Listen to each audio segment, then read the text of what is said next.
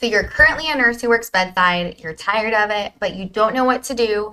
You don't know how to get out of bedside. Every job that you've looked into that might be clinic-based or non-hospital pays significantly less. And so you're thinking, is bedside going to be the only thing that I do forever and I am burned out? Well, I can help you. My name is Tiffany. I'm a nurse who was in the very exact same point of view. I decided to leave bedside. Actually, before I left bedside, I knew mobile IV therapy is what I wanted to go into, but I did not want to leave bedside until I had secured enough income in order to be able to leave and have kind of like, I wanted bedside to be as a backup just in case because I'm an ultra planner.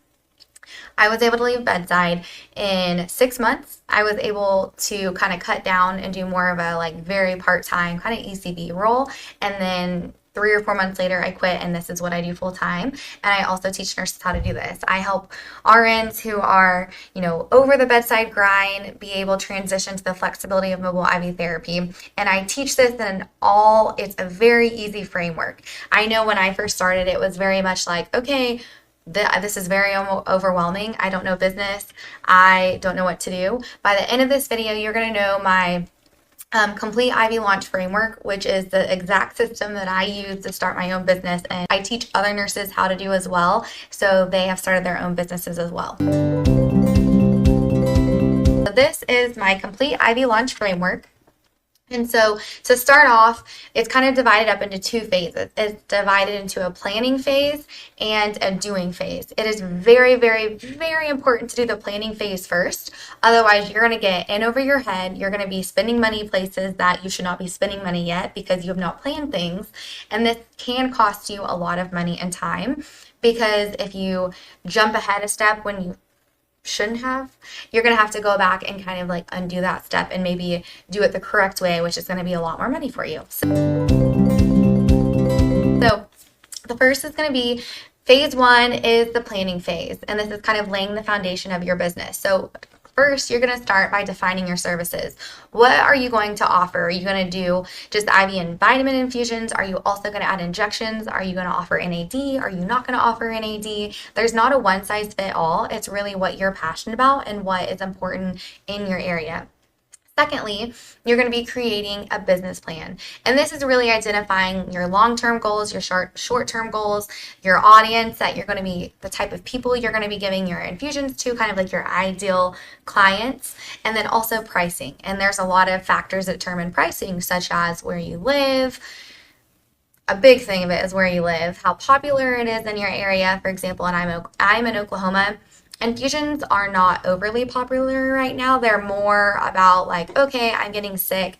I know I can do an IV infusion to maybe save me a trip to the ER or urgent care. They're not very popular here yet as far as the wellness, so more the preventative aspect. And that's actually mainly what we do is the preventative. And really, it should give you a lot of confidence that even if it's not popular in your area, for the wellness infusions, I just do a lot of education. And once you teach your patients why it's so important to do, then, that's mainly what we do. It's not very popular here, but that's like the most popular type of infusions that we do. So it's all about education, which as nurses, that is what we do. We educate our patients. Next, we're going to be setting goals. And this is going to be your long-term and your short-term goals. And this is very, very, very, very important, because if you do not set goals, then you are not going to have any kind of guidelines or plan of where you're going next. And so it's very hard to get to an end result when you don't even know what that end result is. So you want to set short-term and long-term plans. Next in the planning phase is going to be finding a medical director. And so there's many different ways you can go about this. I am happy to tell you that even if you are a brand new nurse, or even if you've been a nurse for 25 years and you have zero idea who to use for an infusion or a medical director, or you might not know any providers that are interested in this, you can find one. There is so many different ways that you can find one, and each plan, there's 4 different ways. It kind of depends on how quickly you're wanting to get set up. And so the longer can be, 3, 4, 5, 6 months.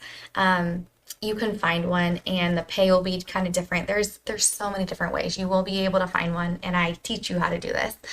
Next is going to be understanding, planning the legalities and malpractice. This is a huge one because if you do not know the legalities, and this is IV therapy is very unregulated and it's starting to become very regulated. So this means that we are going to have to make sure that you're set up correctly. Otherwise, could possibly be getting shut down, and also you want something to happen to your license.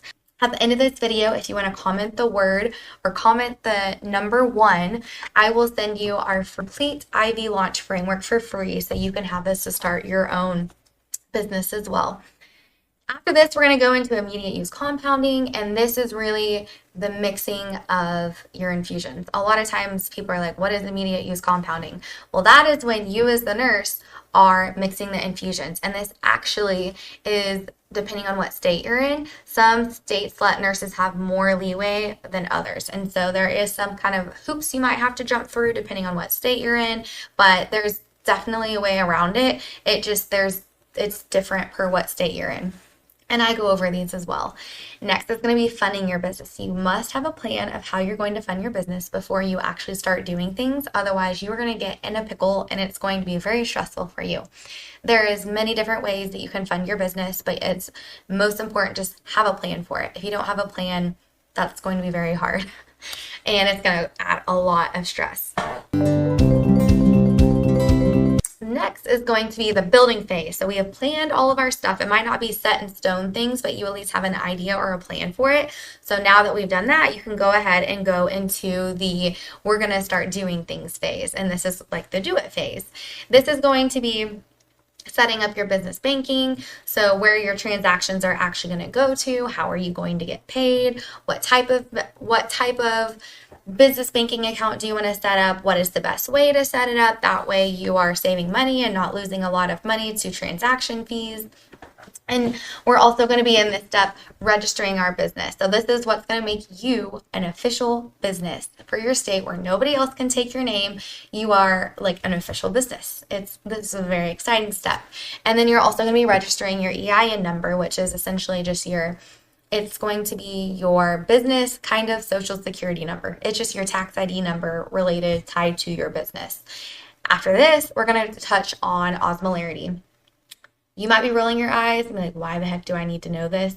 Well, it is very, very, very important to do because I don't know if you've heard of the patients who have gotten hurt because there has been a nurse that has infused something. Some of it's been pertaining to osmolarity. Some of it has just been potassium, fluids with potassium being given instead of just normal saline or lactated ringers.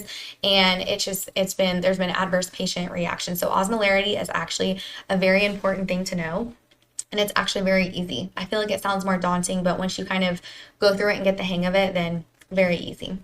Next, we're going to go over the vitamin education, and this is very important. You learn about the ingredients, what is the appropriate dosing, what dosing works for what types of things, and what type of infusion protocols do you want to use. There's some things, if you're doing wellness infusions, you're going to do one infusion times, so many months, and then you're going to transition to something else because it's all about cellular health. And so different things take different times to kind of work and to fix and correct. And so that's why you may start with one infusion, but after a couple months transition to another one.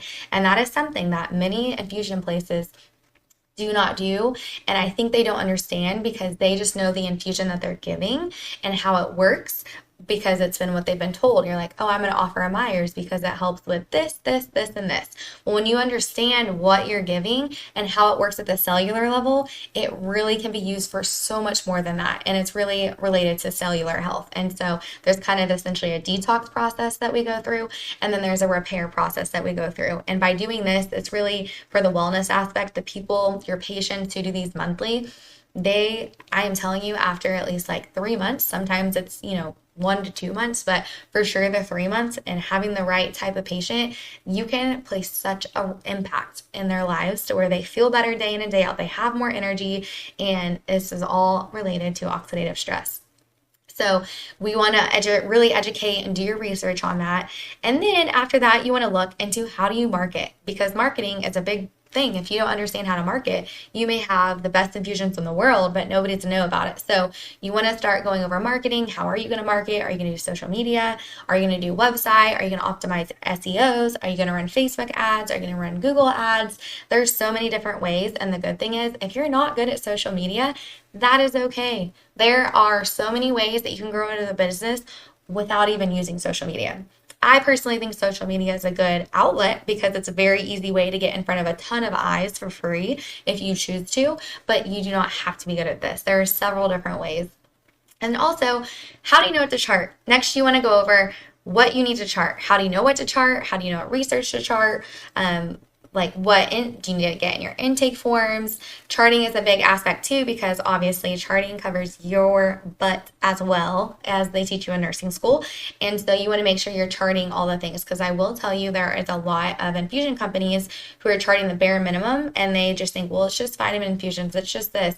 Well, if there's some sort of adverse reaction or some sentinel event, they can go back to your charting and be like, okay, this is either, a pharmacy problem, something was wrong with that batch because you charted that NDC and the lot number, or did you actually do something wrong that somehow contributed to harm? Did you, give the wrong type of fluids or, something to that nature? So it's really important to know what to chart. And then lastly, it's going to be going through the vendor list. There are certain vendors that are necessary to have, and this can be, your sharps, because you cannot just take your sharps to the health department. You have to have a vendor. Of the processing vendors. There's a lot of just random vendors that you would not think of that are very important, and they make your life easier by doing so. So comment 1, I will send you my free complete IV launch framework, and this will be a very good baseline for you to get started on your own. I also do teach a course that goes more in depth in this framework, and it teaches you. It's a live course, so we go over it all in one day, and it really teaches you how to start your own business. And not only do you learn the framework, you get to ask me your personalized questions. So if you have a question that's specific to, your business or your state, I can either answer the question or guide you to who would be able to answer that for your state. And you also get access to the self-paced course. And the self-paced course has a lot more resources in it, sample consents, it has, charting, what charting system we use. It has a lot more resources for you to have in order to give you everything you need and more to be able to successfully launch your infusion business. That way you can leave bedside. And the great thing about being mobile is the startup cost is significantly lower than brick and mortar. So it is 100% an attainable thing to pay back within a year if that's something that you choose to do, which is a big perk about mobile. And it gives you the flexibility of being able to work when you want and also have nurses work for you. So mobile IV therapy is hands down the best decision that I've made. So comment 1 to get your free complete IV launch framework, and I will see you guys in the next video.